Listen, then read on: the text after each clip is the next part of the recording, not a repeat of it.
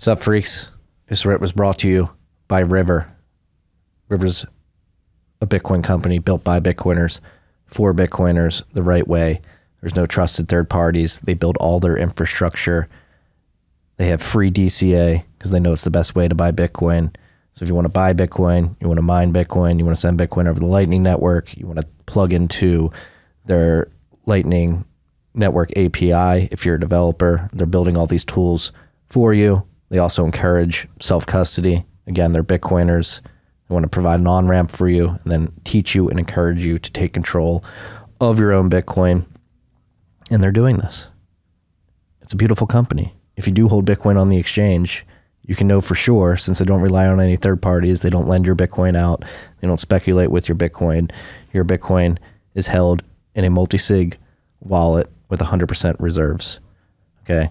So go to river.com/TFTC, take advantage of the no-fee DCA. You set up your dollar cost average. You don't pay any fees on those buys. If you're a developer, they have their Lightning Network Services API that you can build on. You can send over Lightning. You can mine via River as well. You may have your exchange. You may be comfortable with it, but have you tried River yet? It's a question you have to ask yourself. If the answer is no, go try it. That's where all the Bitcoiners are hanging out. That's where I get my Bitcoin as well. River.com/TFTC. Thank you guys for listening. If you're listening on YouTube, please subscribe, set the notifications up as well. We're going to be putting out a lot of content this year. If you want to subscribe to the podcast feed as well, if you're not around your computer or not listening on YouTube, but you want to catch the podcast on the podcasting feeds, subscribe on your favorite podcasting app. And if you want to learn more about Bitcoin, I write a newsletter almost daily during the week. Go to tftc.io, subscribe on the website, and you'll get pure signal on Bitcoin, macroeconomics, geopolitics, whatever tickles my fancy that day. Thank you guys for joining us. Thank you for supporting the show. If you can subscribe, rate, review, goes a long way. We're trying to blow this up in 2023. Enjoy the rip.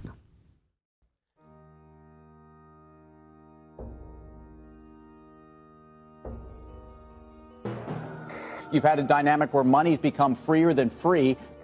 If you talk about a Fed just gone nuts, all the central banks going nuts. So it's all acting like safe haven. I believe that in a world where central bankers are tripping over themselves to devalue their currency, Bitcoin wins. In the world of fiat currencies, Bitcoin is the victor. I mean, that's part of the bull case for Bitcoin. If you're not paying attention, you probably should be. Steve, we will not be hitting bongs. You have a big debate tonight. Yeah, we'll wait till after. Pull that closer to you. Oh, my bad. The ordinals. Okay. Do you have any? I got one, yeah. You have your Greta ordinal. Yeah, my Greta ordinal. She's harvesting coal. She's harvesting coal. She's got a bowl of coal in her hand. She's woken up and learned to coal. Greta Thunberg. Yeah, it's an ordinal.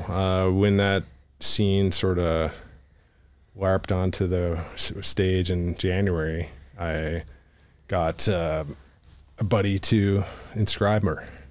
Are you like one of the first 100,000 inscriptions? I'm number 464. Oh shit, you're early. Yeah. And you got a palindrome inscription. What's that? 464, palindrome. Oh, fuck yeah. So, I mean, I'm planning on dumping that at the top. So I'm just waiting to wreck somebody. Well, apparently they just broke the whole ordinal theory. Yeah, I heard. Yeah, I've been pulled into these. I'm in a few ordinal like chat groups. I'm not even like against them. I just like they're just Bitcoin transaction data. So if people want to do it, do it. I made sure to inscribe that Greta in high res as a troll, primarily a troll. To Greta or just to the? More to the Bitcoin core devs, frankly. Because, you know, some of them weren't liking it at the time. Like, well, you guys are the ones coding this, and this is free market. And I don't really, I've always been a little critical. You're a big stop funding devs guys. Yeah, I wouldn't say big into stop funding them. I think that there needs to be a little more concern on just general concern and paranoia around around the Bitcoin dev process. Because, you know, I mean, if they're going to react, a lot of them, say at the time, like when the ordinals thing came out, people were spamming the, you know, quote unquote, spamming the blockchain. I mean, this is just valid behavior. So why do you upset? And if you're going to act that way and be upset about it, I feel like you're not quite understanding what it is you're building. Yeah, and that was another valid thing that was brought up. Like, did you not foresee this being a possibility? And if so, what does that mean about everything going on in the development process more broadly? I would say so. Yeah. Yeah. So I don't know. I mean, I'm not like, I have advocated, like, you know, at least beware of funding devs, because I got a lot of shit from a lot of devs when I was saying this a few months ago. Cause, well, I was basically pointing out that, like, if you're, cause people were talking about, well, I'm a paid, like, there was something going on. I can't remember who it was. I won't name names. Like, some people were losing funding, like, just cause the market's bad. Right. Yeah. And we're all struggling. Like, all Bitcoiners are in a worse place than they were. And, yeah, so like there's some dev jobs roles that were not getting refunded, and some of these people are really good people that do good work. But I was just pointing out, like, you know, being the asshole that I am, I'm like, you know, first of all, I feel for you. I've had to lay a bunch of people off. Our business isn't, you know, doing as well as we were. There's all kinds of pain we're all feeling. But, you know, like, being paid to develop Bitcoin is a conflict of interest, like, in my opinion. Why? Because your interest isn't towards, well, your interest is towards your employer. So it's, I won't say it is explicitly a conflict of interest, but it's potentially a conflict of interest. And if you're being paid to develop Bitcoin, and sure, a lot of these guys, they get paid, it's like, you know, they have free reign on what they contribute to. But at the end of the day, no one bites the hand that feeds them. And if there's, it's not so much like, I don't think there's like explicitly individuals like trying to attack Bitcoin through development, but I think that when you get paid to do it, and it's a different incentive model than if you're doing something only looking to make things like more efficient. There's like you're sort of you're partially motivated to like execute and do things, and like things that might not actually be making Bitcoin better from a, because one thing I don't like about, when, at least in socials, you know, I'm not, you certainly can't speak for what all devs are like, but there seems to be a lot of blissful ignorance, like, about who the enemies are and what they're willing to do to us. And I feel like sometimes there's a lot of naive, just naivete. naive. Yeah, just sort of like, so it's not so much like I don't want anyone getting funded. I think that's fine, but I do think it's worth pointing out that it can introduce conflicts of interest, and also, you know, it's just better to act with paranoia on the matter. Yeah, especially with Bitcoin. Yeah, and so some people take it like, you know, they get insulted by it, by, like, you know, you criticize that like you're a paid dev, you have a bias. Like, that's just, I've already worked now with, in my current company and in the past companies, where there is like any kind of conflict, like, you know, you might have a side gig or whatever. It does, even when it gets disclosed, like, which is obviously really important, like, to the employer, that we all know what the conflict is, but it still creates friction. And I've seen it a number of times now in my own business, in my own past employer. Like for myself, for example, when I was starting Upstream and I worked for someone else, like it can be interesting to navigate, and the conflict exists, and it can push things in a different direction than what maybe the market needs. Yeah, I could say it. And to be clear, I think the devs are extremely important. They're doing good work, but I do agree with you. We should be as paranoid as possible, because the stakes are really high. We fuck up Bitcoin, it's not going to be good. Yeah, I don't even think the devs have the power to like fuck up Bitcoin, like literally like ruin it. I don't think they have that power. I think most people would agree with me. Like, they can push for changes, and, you know, it might get committed, but you still get to choose the code you run, right? So it's like, it does go back to the users have power, but what they can do is lead the market astray. A lot of companies and call it, the market nodes, like the economic nodes, like just sort of follow the Bitcoin core dev consensus, which is good and bad. But what can happen is there can be like an economic split. Like there can just be, they can keep pushing down a path. And, I've always said, like, even when people were like attacking Bitcoin maxis, like this divisive rhetoric is bad for Bitcoin. You can, you blame the toxic maxis at the time, What is a toxic maxi? Am I a toxic maxi? I think you would be defined as a toxic maxi. Would I? Yeah, I probably would too, actually. Yeah, I think so. I've been blocked by so many people that are always talking about toxic maxis. So, but I was always, back, it was like a year ago, whenever like it was always on, like everyone, a bunch of nerds are like, whining about toxic maximalism and how it's bad for Bitcoin. But the very behavior they're doing is bad for Bitcoin. It's divisive. And it's a bit of projection. Yeah. And I mean, it's the opposite of like, it's like divided where the Bitcoin community is weak. Obviously chain splitting weakens us significantly. And if like devs get enough influence, if there's enough, say conflicts of interest. I mean, you see it in academia all the time. Like these brilliant people have a career in academia, and by the end of it, they're just like they cannot deal with new information, turning the table, turning the table on their work, their life's work, and they get into this. I'm just like, I don't know, like Krugman, in the Bitcoin world, the Keynesian economists, like they can't understand Bitcoin, and they won't accept that their reality might actually be wrong, and they just keep doubling down. And I think that same it's a social thing, right? It's like a social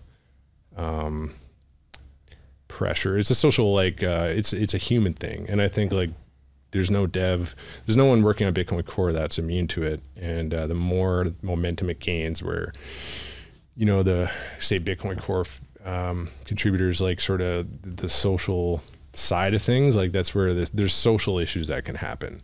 But again, it can't really ruin Bitcoin in any way. But it can sort of temporarily make it weaker and less valuable to the men and women like around the world that use it. So yeah.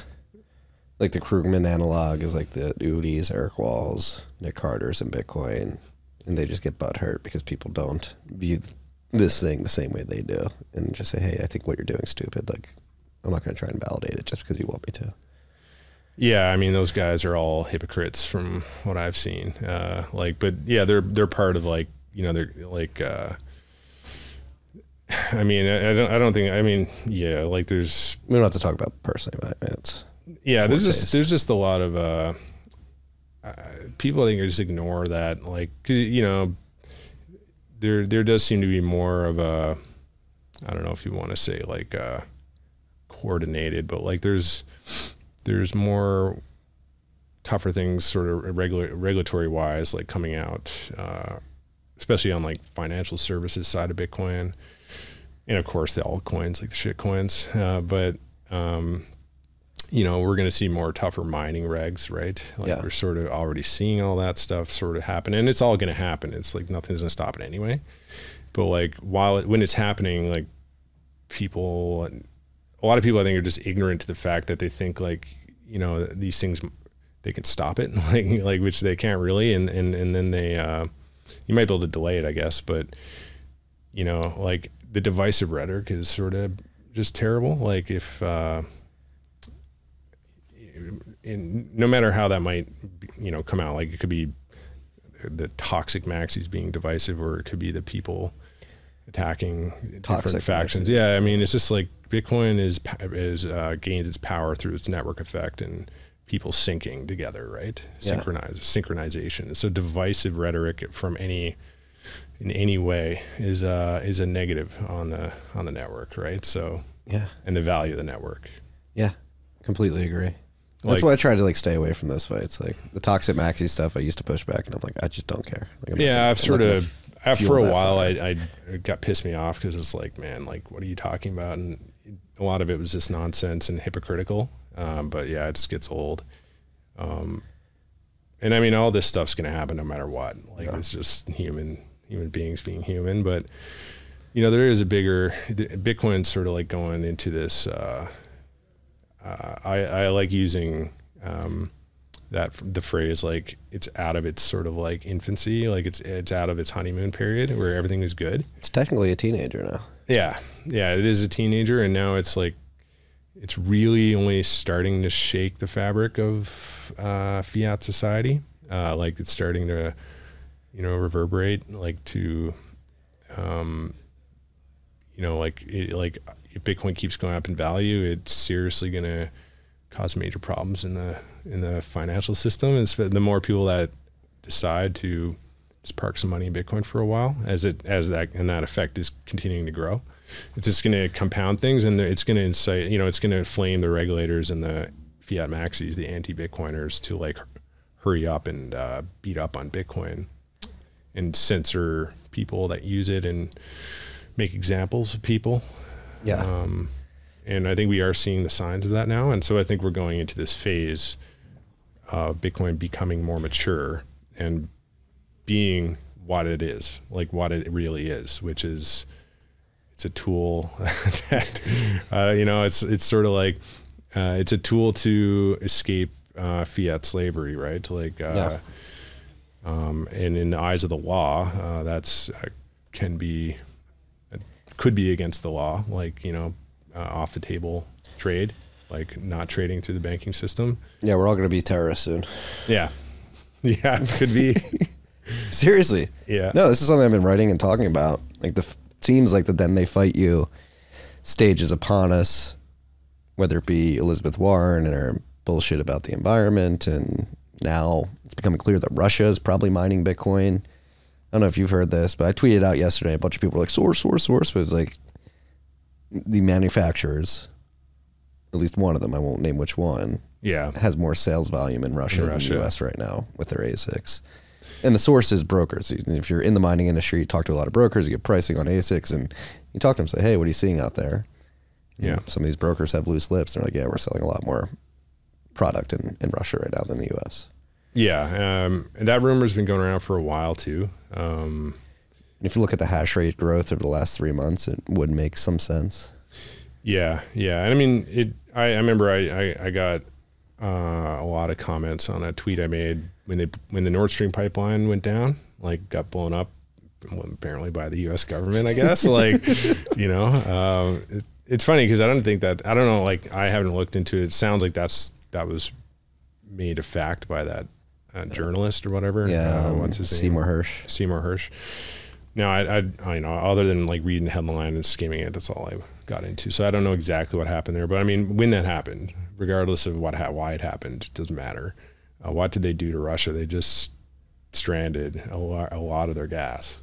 Yeah. And what happens when you create artificial choke points on energy and devalue it artificially? Well, you just make an incentive to mine Bitcoin.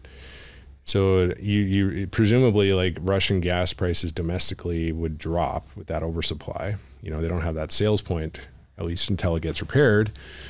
And just supply and demand, and you have an oversupply, you should see a price drop, at least domestically. And there's going to be incentives for the private Russian market to come in and arbitrage that. Yeah. So private. Yeah, private, or it could be like Putin behind it, but it doesn't matter, right? It's just economics. So like if it's, and of course the sanctions, economic sanctions. Yeah, that's what I was going to say. They cut them off from the monetary system a year and a half before that, and then boom. They chopped off, they cut off their monetary pipelines with the economic sanctions and the getting off SWIFT and whatever else happened there, like before the pipeline. Seizing their reserve assets. Seizing their assets, and then of course the pipeline, like severing their actual physical pipelines. I mean, that's sort of what Bitcoin's good at. It's bypassing fiscal barriers. Of course, that's what it's designed to do. But Bitcoin mining in the physical realm bypasses energy bottlenecks. Transmission, whatever. Yeah. So it's fully natural for that. And I know when back in October, I think I was like, Russia's going to be mining a lot of Bitcoin soon. And a lot of people don't like that narrative because, like if, I don't know, like might be really pro-America or something, and you don't want to hear that. But I mean, that's just what happens if, like, Russia's a big power, and if they have a lot of energy, so they're going to be doing it anyway. Even if they could sell all their stuff, they haven't. Just like they have a lot of energy base, and they're going to have a lot of energy waste and arbitrage to come in and turn some of that into money. Yeah.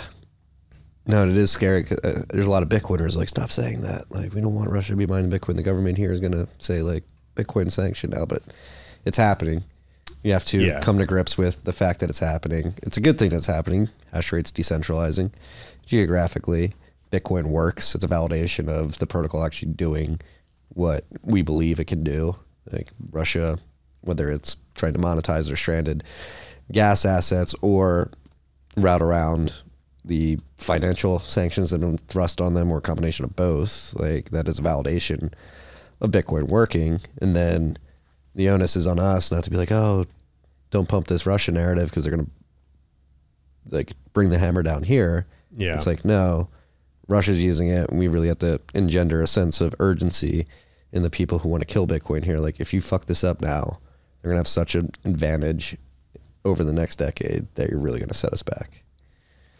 Yeah, I don't think there's any need to like sugarcoat what Bitcoin is capable of doing. Like, even if it's for your enemies, like, what do they say? Like, money for enemies, right? Yeah. Like, people like to sugarcoat the fact that it is really useful for people that do want to circumvent like tax law and stuff. Like, if you're into that, Bitcoin does that, and people don't like. You don't see any of the main Bitcoin promoters, like influencers, like the Sailor kind of people, talk too much about that because it's sensitive, and it's like you don't want to shed light on aspects of the technology that people are using. Bitcoin and the dollar are going to exist together. What's that? Bitcoin and the dollar are going to coexist together for a while. I don't know. Well, I've always thought the dollar is going to go back to a gold reserve in reaction to Bitcoin. Because they'll have no choice, and so like, yeah, I mean, fiat money if it's reserved by something, it has its purpose. Like, there's need. I think there's need for fiat reserved by Bitcoin. Like, maybe more in the future, like when it's more stable price level wise. Yeah. But fiat has a note, an IOU note has a purpose. That's useful. So I use them all the time. I lose bets to my buddies, and I just say, I owe you $50. And then I just text them, I owe you $50. And when I get around to it, I pay them $50, right? So that's a fiat note in a way. Yeah. Just that text message. A barber buck, if you will. Yeah. And I owe you 50. Well, I was on this thing for a while. I was tweeting about it years ago. I wanted to create a shitcoin called Soycoin. And it's called Ethereum? It's better than Ethereum. It was soy because Steve owes you was the acronym, and the shitcoin was going to be a Google spreadsheet, and you give me Bitcoin, and then I owe you Bitcoin, and then you can trade your spreadsheet line items with other people. Actually sounds pretty scalable compared to other shitcoins. It is, yeah, and it's just me being a Bitcoin bank, and I'd take a fee, like I'd take like 2% fee. And but in theory, that kind of thing works. Like, that was obviously a joke. Like, I'm not interested in actually being the guy doing that thing, but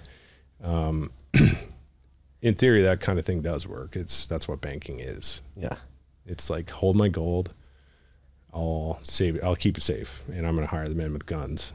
And you don't have to do that. Yeah. So it does make sense in theory. Yeah, it's going to be very interesting.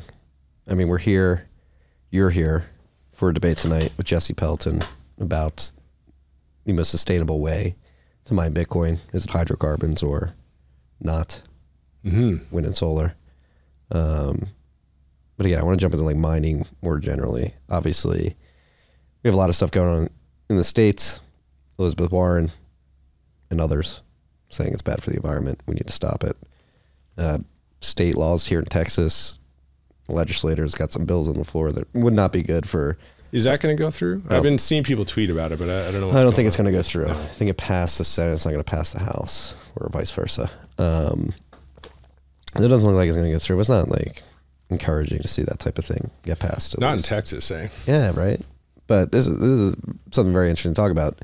Geographic concentration, geographic concentration of hash rate in Texas with mega mines, particularly, which I know you have particular thoughts on.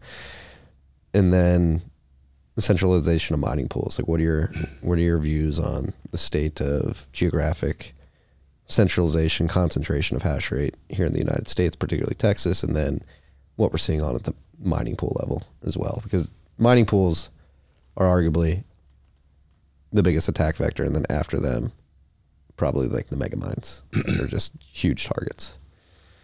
Yeah, I mean, I think the mega mines are a natural.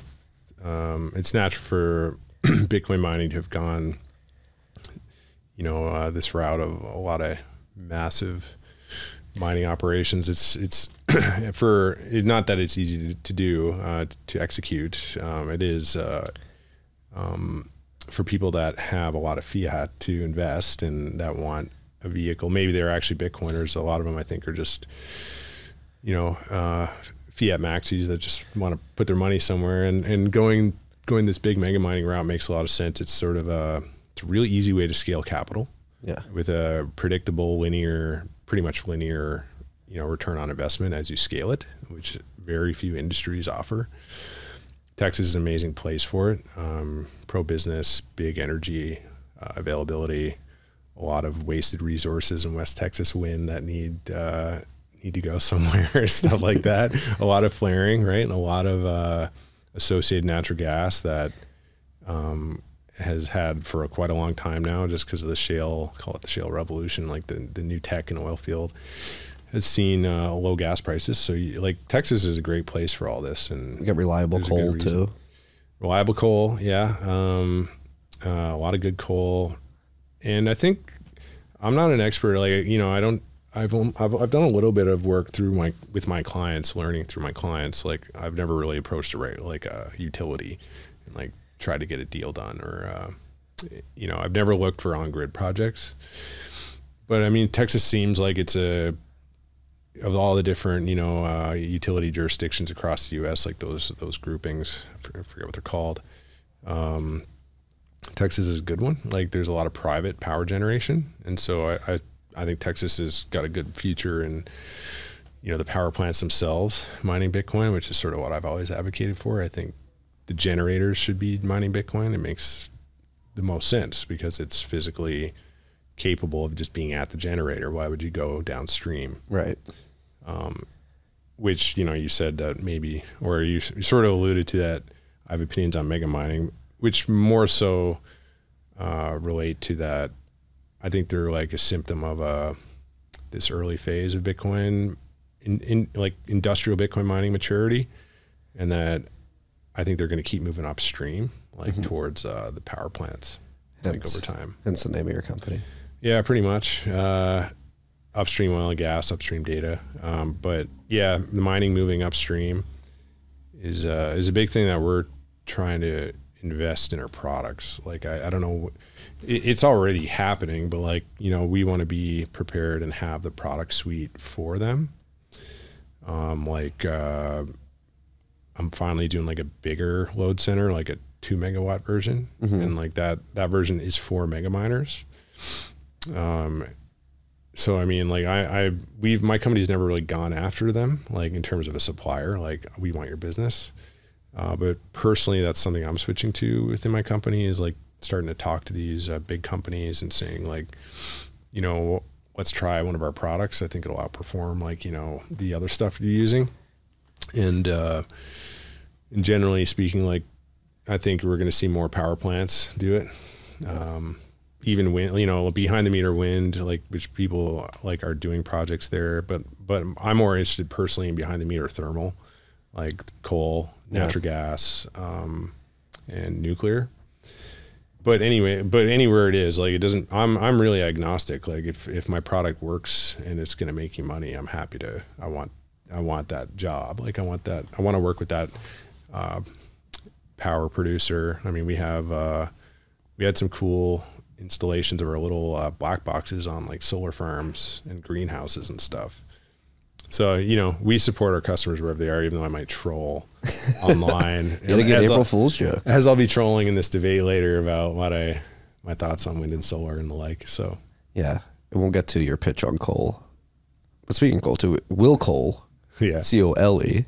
I told him to change his name to COAL, but we've been talking about, I mean, obviously, they have very big connections in Wyoming, and they have this problem where Wyoming's coal country in the West, and they, for years, have been producing electricity at their coal factories and transporting it to California and other states.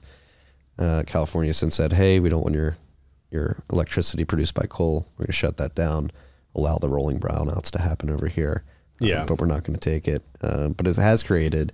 We want Chinese coal. Yes.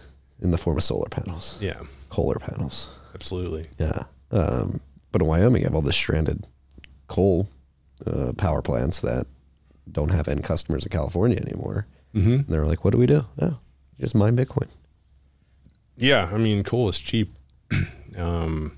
Ignoring, like, obviously there's always going to be the emissions concerns, but from a pure economic standpoint, coal is a good candidate. And the other thing people don't talk about very much is if you have a coal-fired power plant, or any thermal power plant, like running well under nameplate load, like underloaded, they are less efficient. Their heat rates go up.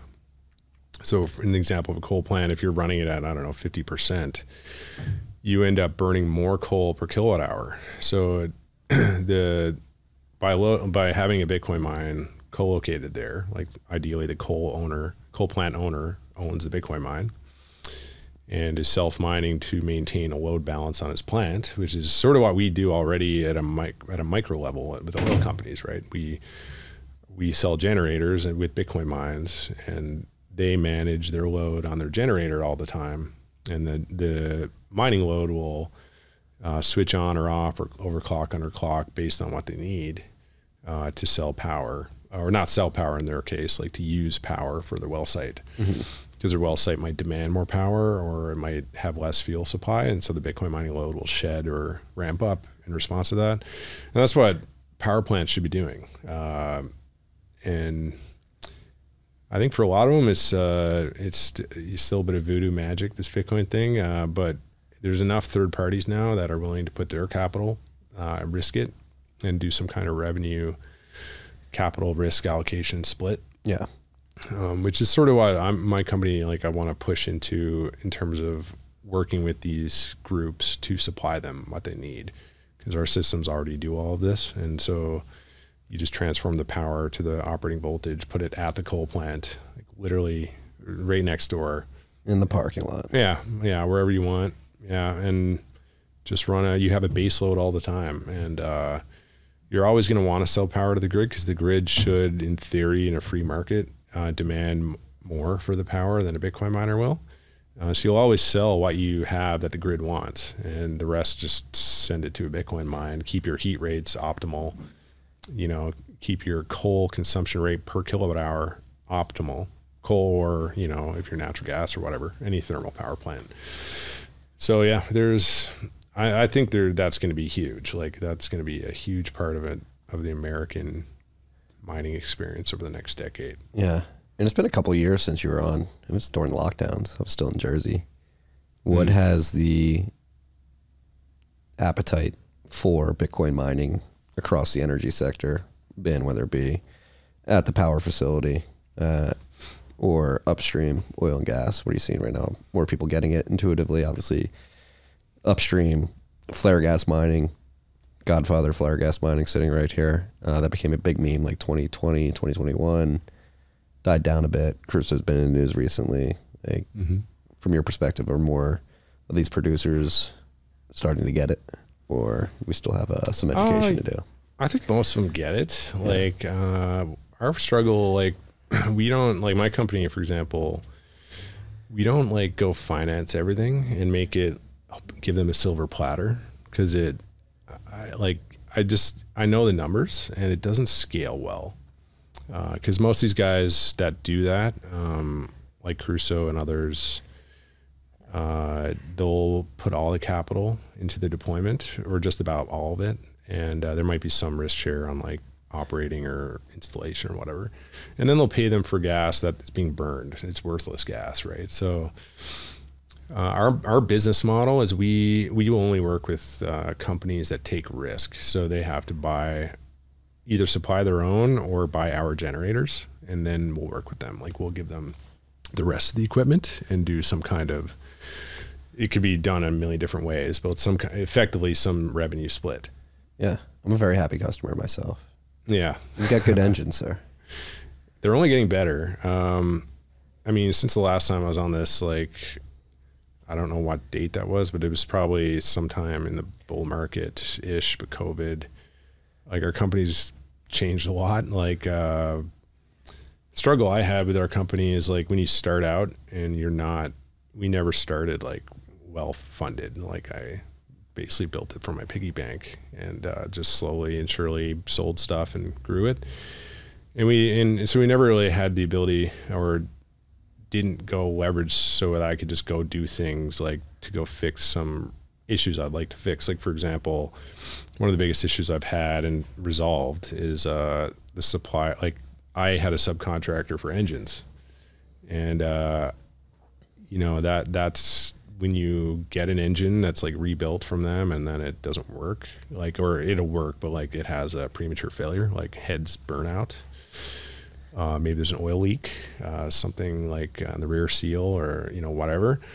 And then the customer's dealing with that, and now I got to go warranty it. And, you're trying to beg your supplier for assistance, and it's just a nightmare. And so early days, that's what I had to do. I had no one on staff that could do it. And so that's part of our growth is we now have a whole staff, and we just have set up a machine shop to support not just our own builds, but like third-party builds, like guys that need engine work done. Mm-hmm.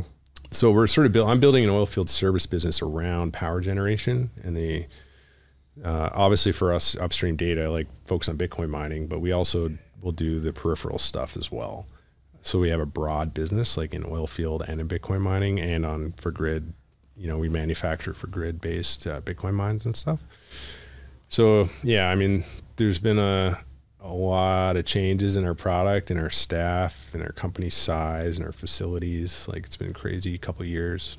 Yeah. But you guys have been pushing out a lot of product. One thing I'm excited to talk about, pick your brain about right now, is the hydro units, water cooled units. Yeah. We got our hydro hash generators. Yeah. Yeah. I mean, I'm really interested in the mining tech side, like what the big boys are doing for developing new product, right? Like, I'm personally a big fan of MicroBT. Same. Yeah. And, Bitmain, I know that from my own customer base, like, we've seen better performance out of MicroBT units. They're not nameplate maybe as efficient, but you also see problems with Bitmain units on thermal management, which derates their efficiency and stuff. On Twitter recently, it was shown that like the new S19s just went back to an S9 style hash board. Mm-hmm. So not to knock Bitmain, but like they clearly had reasons they had to go do that because they're trying to solve some problem they're having. I think it had something to do with their aluminum substrate on their hash board causing problems. I'm not sure. Don't quote me on that, but can you point to what that would be on this? Yeah, what do you got there? That's an S1. Oh fuck! Wow. Yeah. That's vintage, man. Yeah. Well, they got individual heat sinks in every chip, right? Yeah. And I think that's a big step backwards for tech. Yeah, I'm gonna like rip my shirt if I stand up. This shirt's so tight. Yeah, so on the S1, look how fat these heat sinks are. Oh, that's pretty cool. Well, I mean, that's cool because they have a slab style heat sink on one end, and which is like the right way to go from, you're in harsh, especially with us, we're like in harsh environments. You don't want to expose the PCB, like the circuit board, to the elements as air is blowing through and stuff, because if there was a failure and there's like snow or something in there, you'll short them out. Yeah. That's one thing we see with like MicroBT, like the boards, because they have the slab heat sinks, they operate at high temps. They have higher thermal differential, like heat differential, so they can operate in hotter weather. Yeah, they're beasts. Yeah, I'm sort of just shilling MicroBT and sitting on Bitmain, but I mean, the hydro, like they both came out with hydro, like scalable hydro units. I think the market consensus from what I've seen is that from anyone like looking at the tech side of things, like the MicroBT racks system and server system is way better. And I know for us, like for how I build our product, it's way better. They're also more willing to work with you, like work on a cabinet design with you to fit your, you know, like us to them, like we're a system integrator. Like I build their systems into our systems and sell the package. And they seem to be willing to work that kind of business model. That's why I like MicroBT. Bitmain seems to always try to do everything. And so they build all their own containers and package it all. And they don't seem to build a system. Like I can't go integrate their hydro cooling system into our builds. It doesn't make, it's just not set up that way. Yeah. And then there's the whole like operationally, which is superior, I believe. I like the MicroBT version. So yeah, it's a newer product for us. I like it because the hardest thing, even now that we have control on our engines and like we don't have to deal with engine quality concerns anymore because it's our engine, we built it and we know exactly what goes into it. And if we do screw it up, we make sure we never, like we fix it. Like we had some hoses that burst on the coolant and you know, they're faulty from supplier. So we, you know, things like that, but we have full control over. And so we can go warranty it. So like, you know, when we're building these systems, which are sort of complex systems, they're micro power plants with a Bitcoin mine, with maybe some low control, HVAC control in the middle of nowhere on a farmer's field. And like, we're selling them to people who have varying capability in actually managing it. Like some of them don't have a lot, but they're interested in learning and they're awesome to work with. Some people don't want to do a damn thing. Like they don't want to change the engine oil even. Like they're just didn't know what they're getting into, I guess, or they weren't set up for it. So the one thing I like about the water cooling units that we're building, they're in theory, like we're still, I wouldn't say we are commercializing them, but like it's still early. Like we haven't run through a full summer yet. So we're not like really pushing them yet because I want to make sure like things are going to run really nice. But overall the system is a lot more dummy proof because air cooling, you do need to maybe a little more active management sometimes, like by the end user. The water stuff is so far I'm pretty impressed with. Yeah. It's really just slick. Yeah. And then, so that's another thing. So to dive into, and for any of the freaks who may not be aware of the nuance of the differences between air-cooled, immersion-cooled, and then water-cooled hydro, which you're building, why hydro over immersion, and then what are the trade-offs with hydro versus air-cooled specifically? Yeah, sort of like there's like crossover, right, between them, like immersion and water cooling. I mean, the difference is in immersion, you're literally immersing the PCB, the hash board, in the fluid. Like the whole thing's enveloped in the fluid and transferring heat directly to the fluid. And while the fluid itself is a weaker conductor and weaker on heat management than water is, it is a direct contact with the chips. So it has that advantage. Whereas water cooled, you have an interface like a cold plate, like a aluminum plate, basically interface. So you have that conductive layer before the heat escapes. So there is some argument that an immersion system is better for thermal management on a hash board. The problem is with immersion, I would say there's a bunch of things I don't like about it.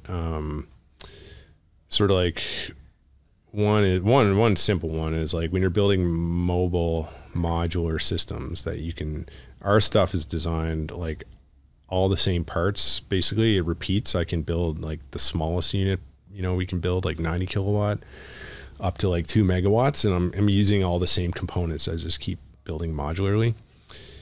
And we're always building portable systems. I believe in portable mining infrastructure just because of what we see constantly by politicians like attacking us. Like I really think it's silly. Like I mean, not to say it's a bad idea because there's a lot of reasons why it's still a good idea, but like, you know, when you build these massive mega farms and you can't move them, you're at risk of sinking a lot of capital never to be recovered. If someone gets the ink out, it says you're done, like, which can happen. And it's not, it doesn't even have to be that. Well, another way, I guess you could get the ink out. Maybe you'll touch on this tonight, but like another thing with like wind and solar megabytes particularly, look at those subsidies run out. As operations become unprofitable overnight. It may not even be like a regulation, like you can't mine here. It's just like, the government went poor. We don't have any more subsidy money. You're fucked. Yeah. And the subsidies are, I mean, it could be, that's the thing. Whether it's like regulation that puts you out of business or market puts you out of business, like something in the market changes. Yeah. And upstream oil and gas, the flare, you can be done drilling the well. You have no flare. You got to fucking move the container. Yeah. I've always advocated, and it's sort of self-interested because we build these systems, but like I build them because I think it's the reason I never got into engineering and doing retrofits of like warehouses, which there is a market for that. I just don't see it scaling. So I wanted to build a product that you could put anywhere. And we do that.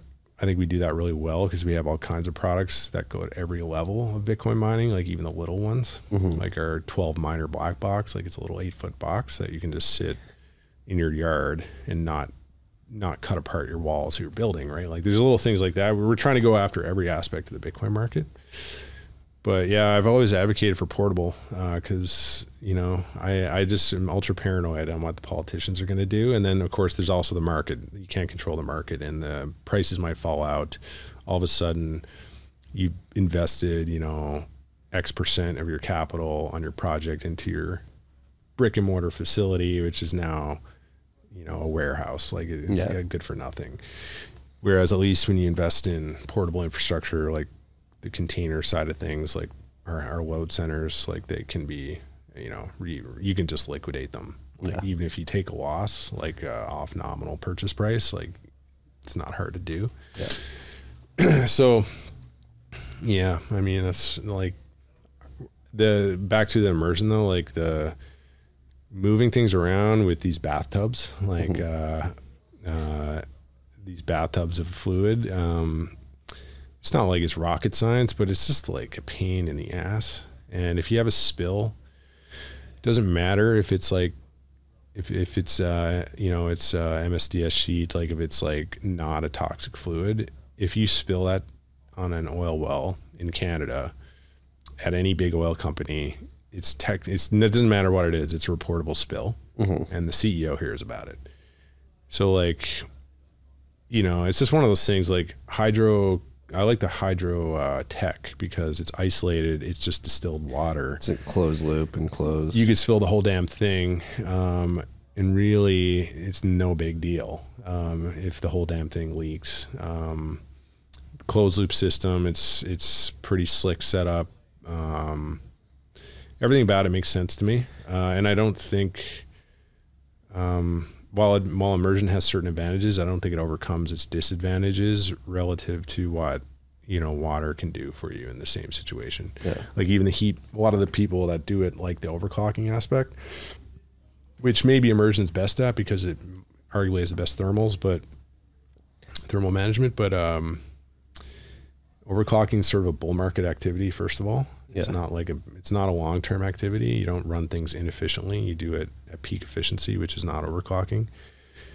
And so long-term, it doesn't make a whole lot of sense, like that you care to overclock, like as a routine. And then water cooling can sort of do that now pretty much as well anyway. So it's like, don't know. Yeah, that's what I was going to get at. What are like the advantages now bringing like water cooling versus air cooling? What are the advantages? Better efficiency at the machine? Does it elongate the life cycle of the machine? Well, air cooling is still one reason why most of my personal time has been constantly improving our air cooling systems is because I think there's still lots of room for them to improve, and I want to have the best product in the world. And two, I think the industry of air-cooled mining is still going to dominate like all the way into the future. A lot of people have thought, you know, maybe immersion is going to dominate. Now some people that love water think water is going to dominate. I've even seen MicroBT's sub Heat Core, the company that sells that equipment, you know, say that. Of course they would. They own, you know, they're selling it, but I don't agree. Like I think air cooling is still the future because it's. I think there's a lot. Like you just showed that S1 hash board. it's got certain aspects to it that are pretty good, but that, you know, you can keep improving on how that is enclosed, like that PCB, completely make it, you know, free from damage risk. And all of a sudden you have an air-cooled unit that can operate the same efficiency as a water-cooled unit. So you still get the same energy input and revenue output, like peak, peak efficiency, but at the lowest CapEx. Yeah. And everything's cooled by air on Earth anyway. Like it all goes back to air somewhere. It's just like, how many steps do you need to get to the air, and direct from heat sink to air. That's why, like I said, that's just why I keep building air products, because I think it's just the way to go. Yeah. And I'm honestly quite happy to see people shift their focus to other products, because I just want to leapfrog everyone on the performance and take the market. Well, I can vouch, disclaimer, Upstream customer, Upstream investor too, be a 1031, but I mean, they work. Like, I've had my hash up plugged in for well over a year now, and the only downtime we have is the oil changes. Yeah, you got a hash generator, an older version. Yeah, we have like just sort of brought in these like industrial motors that were I also started the company on small projects because that was the most wide customer base. Now, of course, you get one big mega mining customer and that's all you need, right? But I also want to build a suite of products, build a really great product, get IP on that product, and just like, have a great product in the market for a long, long time. And I always felt like if I can't build for all the little applications, someone's got to do it, and I want to be the best at it. Like, that's not that we have been. I mean, we've made a lot of mistakes, but we're always trying to improve. So, even like we started with little engines, now we're getting up to bigger ones. We're up to 22-liter engines now. Oh yeah. So it's 360 odd kilowatt. It'll run anywhere between 300 to 360 kilowatt. That's all I plan on in the very near term, but like past that, we'll go bigger when it makes sense, if it makes sense. Yeah. No, it's been cool to see the progress that you guys have made in the iterations, and it's fun. Yeah, I'm really my newest version. I'm super pumped about. I'm just trying to get the word out there and get people to see it. And I know I'm just shilling my product now, but just chill.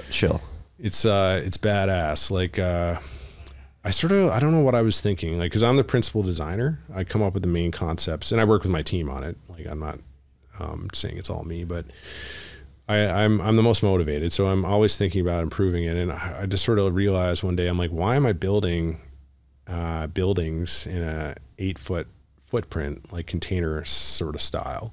Like, I can build anything, cause we do self-framing metal buildings. Whereas, a lot of guys are retrofitting sea cans and stuff, and they're limited to that size. And I was like, man, why am I like all this widen, because I was having some issues. I honestly fucked up on fan choice for one of our product lines, which ended up being a big deal because we built a lot of them. But when I was redesigning it, I'm like, man, I want to put the fan on the intake so it's never in the heat. I want a booster fan. I want it to be actively, you can turn it on or turn it off, so it's passive cooling or active boost. I want the best filters. I have like a 2-layer filter system now. It passes through 2 filter systems. And when I was designing this, I'm like, man, fuck, I can't fit it all in. I got to do something. And then I'm like, why don't I just widen the building? It's the stupidest thing ever, but you get stuck in this mindset. Like, oh, I have to build it compact. Has to be 8 foot wide.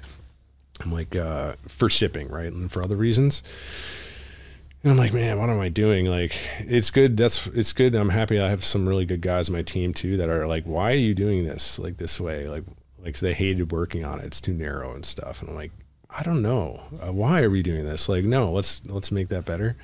So anyway, we went through a lot of I spent a lot of last year testing this redesign and doing something I didn't do enough on the prior version with the bad fans. And pretty happy to get it out there because it's pretty badass unit now. Do you have to get wide load trucks? No, it's still Well, it's actually 10 foot, so it's technically a wide load, but it's before the permitting point. If you go over 10 feet, you have to permit it. Okay. You have to, sorry, not permit it. You have to get a pilot vehicle in a lot of different, different routes across the U.S. So, no, that's like part of the whole design philosophy is like keep it easy to move and easy to set up and smart performing wise. Like it's all got heat recirc built in. We definitely have the best heat recirc in the industry. So for cold weather, our stuff is just badass. Yeah, all of our new stuff is pretty slick. Oh yeah. Is coal the future? Is what? Coal? Yeah, it's coal the future. No, you're just instigating me now. No, I don't instigate you. Coal is I do because we have to get to the debate soon, but what time? I do want to touch on it because like the whole environmentalist debate, like that, and that's one thing I think we agree on. But I've really been pushing for a couple years now. I was like the mining industry, like those who are like, everybody needs to publicly disclose their emissions data and like give it to the government to prove that we're all using green energy or whatever. We just need to reject the frame and like embrace coal. Well, coal is such a big part of like humanity, right? Like it's been around for thousands of years. It's just this weird cult that exists now that's like anti-useful things because under the perception that it's somehow a net negative when it's clearly a net positive. Yeah, coal, I mean, coal does so much for us. So much. Like these walls, everything is made, like everything's got bits of coal in it, like even combusted coal. That's one cool thing about coal too, is like you burn it, and even the shit that gets burnt, the fly ash and the bottom ash gets used for something, right? Yeah. That's like a derivative byproduct, and that's ignoring all the upstream uses of the raw coal itself, like in manufacturing and production of different goods. I filter my water with coal. Yeah. Well, charcoal probably. Charcoal. Yeah, but you can make charcoal out of coal. Yeah. And a lot of charcoal is industrially made in refineries or upgraders, like through the cracking process of crude oil and different coal processes. But the thing is, like, it's just we're in this weird cult where everyone's just concerned about carbon emissions, and like, coal, oil and gas, coal. Like these things, like no other animal or organism uses them in any significant way. And like, so why would we not want to use that? Like, it's just this dead matter molecule, like hydrocarbon alkane chain, and nothing else uses. And why do people want us to stop using this? Like, instead of using it, then we want to use our biosphere, harvest more trees, mine more earth, because you literally have to mine more earth to build roads if you don't burn coal, because we use coal aggregate to build roads as infill. And so like the censorship of this stuff, like in the media, and tricking people into thinking it's bad when it's like tricking people into thinking it's a net bad when it's clearly an overwhelming net positive with some bad aspects to it. And are they even that bad? I mean, smog. Not really, but there are certain things like coal mining, like different forms of, there's different forms of coal mining. If a coal mine collapses, that's not good. Well, stuff like that, yeah. You'll have like tailings ponds and certain mining aspects. Like there's certain things that we have regulations in place for a reason, like so you don't go dump it into waterways and stuff. So there's always going to be some negative. You really can't actually use any of our environment without some negative consequence, right? So it's just really what's the ratio of positive to negative, and all this stuff is overwhelmingly positive, but it gets ignored because it says it's carbon emissions. But are carbon emissions even bad? Well, you know what I think, which is no. It's not the biggest scam going on right now is this whole carbon accounting scam. Pierre Richard's on it. I'm happy to see him on it finally. Is that the best troll we've seen? Oh, in a couple of years? It's been the best troll. One of the best trolls in Bitcoin history, from one of the best meme trolls, like Pierre. Like, he's a legend at this. So I was happy to see that blow up, especially with him, because he's the perfect guy to be behind it. Deadpan. Oh yeah, yeah. And his history of him and Goldstein, and they have a history of great Bitcoin memes, right? So it's just perfect. But you know, and he's brought attention to it and he can articulate it better because he's like got an accounting background. But this whole carbon thing is an accounting scam. Yeah, like what is it? Scope 2, 3 emissions? Like what the fuck are they even? Yeah, and they don't, like, these accounting methodologies aren't applied appropriately to other industries. Like, even if you're going to use it, which makes no sense against, like, I don't know, oil and gas or Bitcoin mining or whatever, you have to use the same methodology against, like, solar panel manufacturing, and they don't do that. They just ignore it. Yeah. It's just not done properly. Yeah, I could go on for hours on that, but I guess that's part of what I have to debate here in a second. Can we get a little preview? Are you gonna, what's the inside scoop? What's going to be your... do you have a trump card? I'm just sort of coming up here to wing it and see what happens. Well, the debates for the people listening, it's like, I think the statement is like hydrocarbons are the most sustainable form of Bitcoin mining. That's the statement. And I'm on the pro side. Like I'm on the yes, that's true side. And my opponent, Jesse's on the no side. So I guess we are going to make our cases on why and try to sway the audience. What's your case? I mean, nobody outside these walls can hear us, and this won't be published before the debate. But what is the case for hydrocarbons being the most sustainable energy source for Bitcoin mining? Yeah, well, without trolling and getting into the mocking solar and wind, which I'm planning on doing up there, it really comes down to like economic. Do you hear that? Yeah, it's outside. Is that a bass? It's some consensus losers outside. Oh, that's going on right now? Yeah. Oh, what a bunch of nerds, eh? Yeah. Literally. Yeah, well, we're talking about the sustainability. So I'm talking about the economic sustainability of hydrocarbons generally and the future of mining as it relates to that versus like the opposite, like nuclear, wind and solar. So there's the economic, aspect of it, more or less, I'm going to mainly illustrating why there's better allocation of resources with hydrocarbons generation, because we're talking electricity generation mainly, not like the other uses of hydrocarbons. So like for electricity generation, there's better allocation of capital in natural gas, coal generation than there is in like wind and solar. And so from an economic like capital allocation, it's more efficient, which relates to environmental efficiency because your capital use has a direct impact on the environment. You can't spend money without consuming the environment, right? Mm-hmm. You're paying for man hours and people are consuming things and, they're transforming the earth into product, right? So there's that aspect, which I'm sort of getting into. And then the other side is the human sustainability, which hydrocarbons are better for human freedom. Generally I'm going into why in the sense that they're low tech, accessible to almost everybody. Coal being the lowest of the tech, it's just sitting on the ground.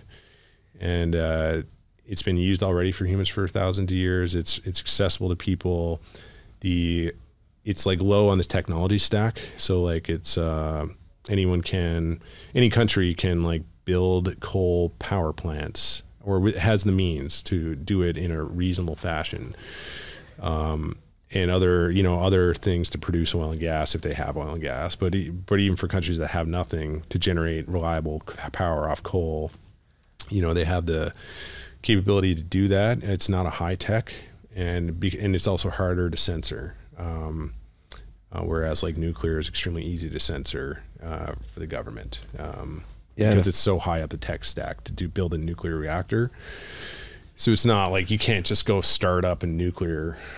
No, it's like anti-small business nuclear is, whereas like natural gas even is very pro small business. There's a huge service industry around natural gas power generation, like my company, right? And even if Bill Gates gets his way, solar could be censored because he's going to seed the clouds and blot out the sun. You're not going to be able to produce electricity with those solar panels. Seems like he wants to do that, yeah. Isn't it very counterintuitive, though? He's like pushing solar, and he's like, I actually want to blot out the sun. And it's like, why are you pushing us towards this? And I don't know. Trying to prevent it from actually working. There's something going on with that guy, man. If there's a lizard person, it's him. Who else? Who's on your top 5 lizard people? Lizard people? Well, I have to throw Klaus in there. Klaus Schwab, Bill Gates. Elon is absolutely a lizard. You think so? He's got a weird body. Yeah, it's the lizard trying to like adapt into the meat sack. You know, his lizard form is he's probably a little bigger and harder to pack in, you know? Yeah. Yeah. Fauci's clearly a lizard person, yeah. Demonic cult, right? Like some of these people are in this man-hating cult. Yeah, Justin Trudeau. That's my 5. Oh, Trudeau, for sure. I don't think so. He's so stupid. Like he's not... The lizard people are reasonably intelligent. Okay. Trudeau is a bimbo. Like he's an idiot. He can't even count. Like the guy's so brutal. And he's a theater kid. Yeah, he's incompetent at on every definition of the word. Like he's just terrible. What's it like having to put up with him? I mean, we had to put up with Biden. You had to put up with Trudeau. They're like, yeah, we're both in a terrible spot. Well, I don't know. I put up with it by not paying attention at all. That's like, good. I just don't. You know, I try not to. Yeah. I mean, I have to. Obviously, there's certain things that happen that affect our personal lives and businesses and stuff. But yeah, you can't dwell too much on it. You just always be negative. Are you aware of the Cuban nipple crisis? No. What is that? You know Justin Trudeau has brown nipples, right? Oh. Well, I know he's Cuban, yes. Justin Castro. He's very, very clearly Fidel Castro's son. Yeah. It's uncanny. Yeah, but we're getting off the rails here. That's a little off the rails, but that's where I like it. So yeah. No, we need to ridicule these people. That's another thing. Actually bring it back to some signal to get a message out there, especially as it pertains to Bitcoin mining, and the battle we have with these carbon hysterics. We just need to make fun of these people. Mm-hmm. Like that's why Pierre's troll was incredible. That's why, and it's funny because a lot of people didn't get it, and they should get it. Oh no, that was the best part. Like Niraj, I love the guy. He's one of the best memers out there. But he was like criticizing the meme and saying, I will give consulting advice. And I love the guy. He's put out some amazing memes. Like he's a great meme guy, and for him not to get it was really weird to me. Because I'm like, you're one of the best meme guys in the industry, and you don't get how good of a troll this was. He was just jealous he didn't do it. Could be. I think it was a deep troll that people, even like pro Bitcoin people, just didn't get. Like they just don't get it because they're part of the carbon cult, right? They think they're not rational thinkers, and so like taking him quite literally, even though literally it's true, but also just not being able to see the sort of the sarcastic jab at the bullshit accounting system that they legitimize. I think that's part of it, right? Like these people refuse to believe or can't comprehend that this whole carbon accounting thing and is a complete scam. Yeah. Well, and it reveals them to be fools. Well, exactly. And it was the most effective troll I've seen in some time because, again, it was reaction to Bitcoin miners being signaled out as electricity consumers versus anybody else consuming electricity, me with these lights, with these mics. The consensus conference pushing shitcoins on people down the street. Like all electricity consumers, for some reason or another, whether it be in Canada, here in the United States, other parts of the world, Bitcoin miners have been signaled out as consumers of electricity that do not deserve access to that electricity because they're harming the environment. And what Pierre's troll did was to highlight like, hey, Bitcoin miners don't produce emissions similar to how Teslas don't produce emissions, like when they're being used. Obviously, there's a whole front end of both supply chains and whatnot. The emissions, if you care about them, are produced at the generation. And it forced people to be like, well, obviously the Bitcoin miners aren't producing like CO2. Like it's at like where the energy is being produced. It's like idiots. That's what we've been trying to tell you for literally like almost a decade now. Yeah. Thank you for recognizing that. Now let's have that conversation. Why is it bad for me to buy electricity, but Tesla? Well, it's sort of like why are people a lot of those like academic nerds that came out of the woodworks to like mock Pierre over it. Like, look at these dumb Bitcoin miners and their stupid logic. It's like, well, why is the logic that he's putting forward, which is really just stating facts, like, why is that not applicable to the EV stuff? Because most, not all, because I know even the New York Times, which he was trolling, has at least put some decent nuance when they talk about EVs and say that they're actually not zero carbon emissions. Like, I've seen the New York Times articles write a little bit about that, which is good to see. But like, most of the marketing on EVs is like zero emissions, and Elon says or whoever says like these produce no carbon, and they get their subsidies and the like. It's like, well, that's bullshit. They do, it's upstream of them, right? And why are you singling out Bitcoin miners for saying the same thing? Yeah. It's because like, it just shows their bias. Like, it shows their, well, it's really, at the end of the day, they can't control Bitcoin. They don't like that. Yeah. They're not in on, like, they're in on the subsidy and the carbon cult and the fiat cult. Yeah. Like, there's a lot of fake companies out there that make money basically just raising money through carbon LARPs, and they all love the carbon LARP, and they don't want to see like Bitcoin get in on that carbon LARP, because it's at least right now anyway, they haven't figured out how to make money, like scam it, I guess. Well, that's apparently, we were talking about that bill in the Texas legislature that could prevent miners from plugging in down here in Texas, particularly with the demand response program. It's big battery behind it, apparently. Big battery doesn't want any competition. Big battery, yeah. So they want these big batteries to like soak up electricity for wind and solar, have excess capacity, and then sell it back to the grid. They've invested a lot of money, a lot of subsidy money into that. Yeah. And in comes Bitcoin miners, a much better, more profitable solution to the problem. Way more profitable, way more scalable, and way more ethical, frankly, because I think that's something Bitcoiners should lean into, is that Bitcoin is battery free, and really start saying battery free as if having a battery is a negative, which it technically is. Really like batteries of course aren't objectively negative. They're very useful things, but like, being battery free is pretty damn awesome, knowing the ethical issues with the supply chains of batteries right now. But of course, batteries are, we need them for, like my phone here. But the fact that Bitcoin mining machines don't need them is pretty badass. Yeah. Not only they don't need, again, they're more profitable too. That's the other thing. Yeah. Big battery is going to get blown the fuck out, because anybody who's making a pure economic decision is like, I don't need you, big battery. I've got these miners here, and they make me a lot more money. Yeah, and you got to realize the people that push the money into these projects, they get paid by deploying money. And so they're happy to deploy the money they don't own in these LARPs, these carbon LARPs. They're doing it to get the carbon subsidies. But even if, they break even but spend $1 billion on battery LARPs, their management fees and everything like are through the roof, right? They're getting filthy rich doing it. It's actually something I was interested in hearing. Will Cole, you mentioned earlier, he's been exploring this whole coal power plant thing in Wyoming, and apparently there's like limitations even in Wyoming on how much profit a coal plant can make. So there's like they're killing the coal power gen industry through artificial regulation, and that,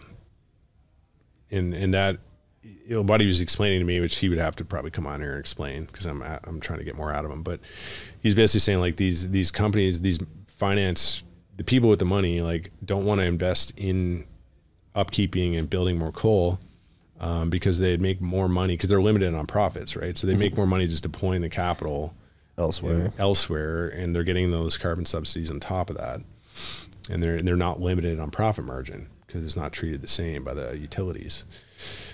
So there's weird games going on like that. But I do like what Pierre did with the troll, and I think there's some room to talk about battery-free Bitcoin mining. I haven't heard it yet, and I love it. Yeah. Bitcoin is battery-free.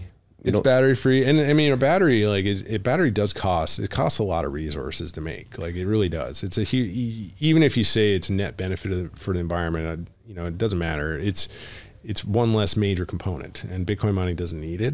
And that's really, really great. Because it's a huge resource cost, not to deal with, right? Yeah. With an industrial Bitcoin mine. Yeah. So are you optimistic that we can defeat the carbon hysterics in the narrative battle? Fiat has to collapse. You think that's going to happen? Yes, of course I do. I think it's a matter of time. I just don't know when.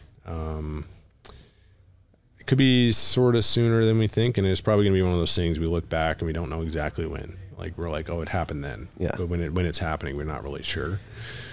You know, I think it's going to be weird like that. But I think the first signs are seeing, not to go down this rabbit hole right now, but like bricks and stuff, like let's go down it. Up. Let's go down it, dude. Well, I don't know a lot about it, but I know, I really don't know much about it at all. But like, what I said earlier, I believe, I've said it a bunch, and I've sort of hung my hat on the fact that, on the idea that Bitcoin, beyond, like not just Bitcoin, but Bitcoin being a better money and the first competitor to fiat that's not been quashed, right? Everything else has been stamped out. It existing merely, and then also time itself, like the fiat Ponzi's, the pressure that's building for it to collapse. Combined, it's going to happen probably within our lifetime. And what I think is going to happen, I think it's going to happen way sooner than anyone expects, is like maybe the BRICS organization, maybe they'll go to a precious metal reserve. Mm-hmm.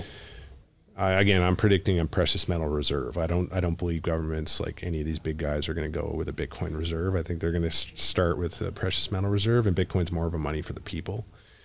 But I think that's going to happen, and that'd be a great thing, because that's going to be a signal for the collapse of the unreserved fiat economy. Yeah. And I'm rooting for it, because I think it's, even though it's not as good as Bitcoin, it's way better than what we have. Yeah. And it holds them in check, because they still have to have a bit of the reserve, if not full reserve, then fractional. Yeah, I agree. I think it's going to happen way faster than people expect. I think it's happening right now. I think, like you said, I agree. Broadly speaking, the world will only look back in retrospect and be like, oh yeah, it was then. I think it's happening right now. Yeah, they'll find something and say that was it. It'll be cut Russia off of SWIFT. I think that's what it's going to be. And then you just have this slow matriculation of time. You have Russia, China. It's funny because they keep going back and forth. They made multiple statements. Now Saudi Arabia is in the mix, Iran's in the mix, Brazil's in the mix, Mexico's thinking about getting in the mix. And initially they wanted to do like yuan/gold/ruble back currency, but now all these people are getting in the mix, and it's like, can you really trust the People's Bank of China to operate the yuan system appropriately? Mm-hmm. Likewise, can you trust the Russian central bank to control rubles effectively? No. Like at the end of the day, these people are definitely sitting across the table from you, like, hey, you're the enemy of my enemy. Like, let's team up. Mm-hmm. But I don't trust you. And they will try to go to gold. But again, I do think there's something about Bitcoin. It is, once you use it, once you fucking send a Bitcoin around the world, like, it is undeniably a step function improvement on gold. And I do think that gold back reserve currency will be very short lived, if it even happens. Yeah, I see it as like they've gone off the sound money standard so far, and now there's been a new one introduced, right? A better one that obsoleted their old one.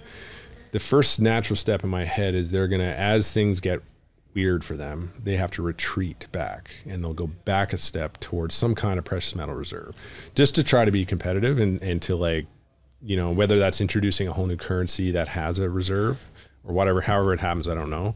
I just don't feel like, you do see a lot of Bitcoiners like, hey, the government's going to adopt this and stuff. And, you see El Salvador and, like, semi do that kind of thing. But these countries, like, there's that other one, Bahrain or wherever, like some other smaller country, Bhutan. Yeah.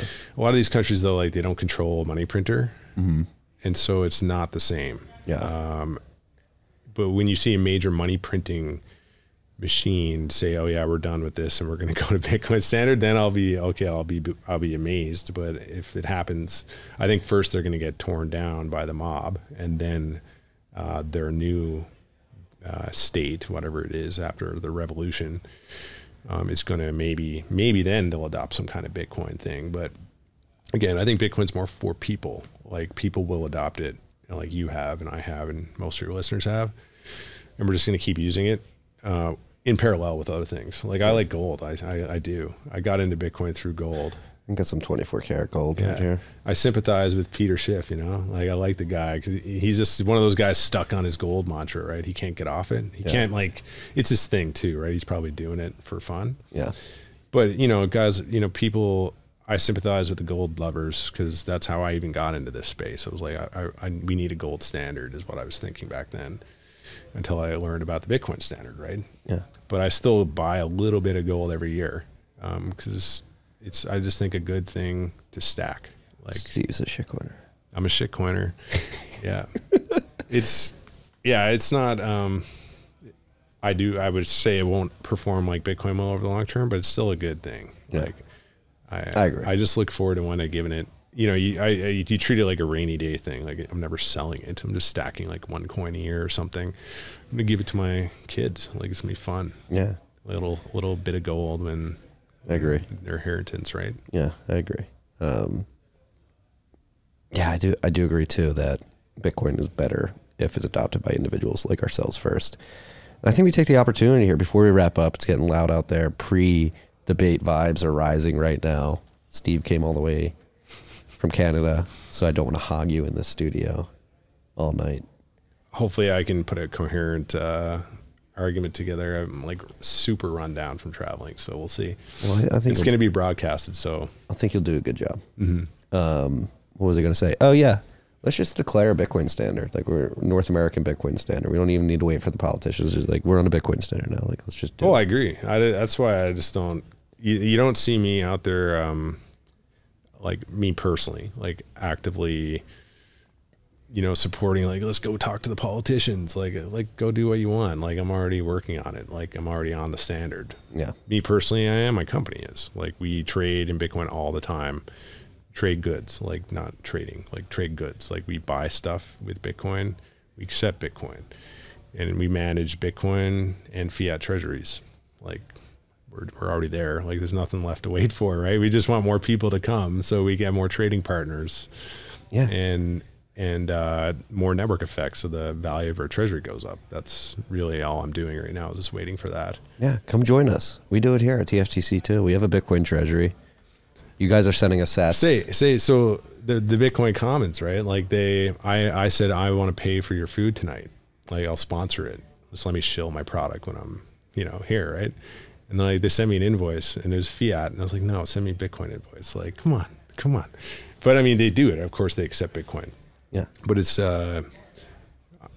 I mean, our invoices we put in like accept Bitcoin as payment or whatever. Yeah. I think that's all that matters. Like all a person can do is accept Bitcoin as payment. You can't force anyone else. You can talk all day. It doesn't matter. If your business and your person will accept it as payment, you're growing the network. That's more important than anything, like running a node or any of the things people commonly say, is just be willing to accept it when it's offered, like at par value, and you're doing your job. I completely agree. Yeah. And we accept Bitcoin here. If you want to stream us sats while you're listening to this podcast, we'll take it at par value. We'll accept it. We'll give it back to others who accept it. That's the thing. We're on a Bitcoin standard already, freaks. Most people just don't know it yet. That's where I'm at. Yeah. Right. Yeah.